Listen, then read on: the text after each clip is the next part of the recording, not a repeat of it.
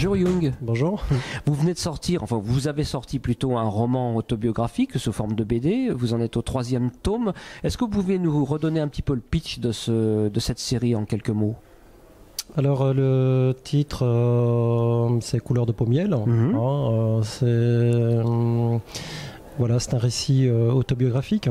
Il faut savoir que moi je suis originaire de Corée du Sud. J'ai été adopté à 5 ans par une famille belge. Et donc moi j'ai grandi en Belgique. Et puis voilà, donc c'est mon histoire.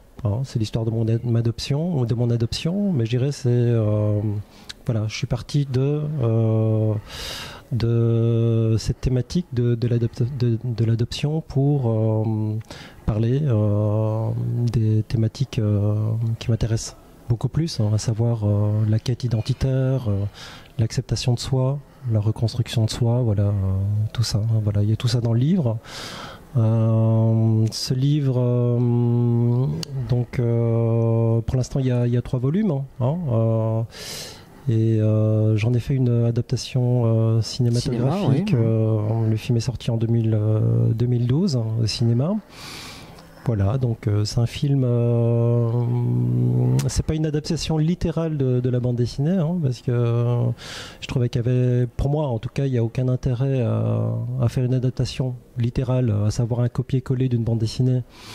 Parce que je pense qu'une bande dessinée se suffit à elle-même et n'a pas besoin d'une adaptation cinématographique pour avoir une légitimité. Voilà, donc voilà, quand on a commencé à travailler sur le film, on a décidé de faire quelque chose de différent, partir de la même histoire, mais voilà, raconter différemment. La même matière, mais sous une forme différente, oui. Voilà. Est-ce que c'est une série, en fait, en quelque part, qui est amenée à continuer avec d'autres tomes? Comment ça va se passer? Là pour l'instant il y a 3 volumes et je viens de signer le contrat là pour le 4e tome. En fait, ce qui est marrant en fait avec Couleur de peau miel, c'est que lorsque j'ai présenté ce projet à mon éditeur, je lui ai dit il y a un volume de 144 pages. Quand je suis arrivé à la fin du 1er volume, j'ai annoncé à mon éditeur que j'allais peut-être en faire un 2e parce que il y avait vraiment de la matière, des choses à dire. Une fois le second volume terminé, pareil. Il y avait encore de la matière. Ouais, il y avait encore la matière pour faire un 3e et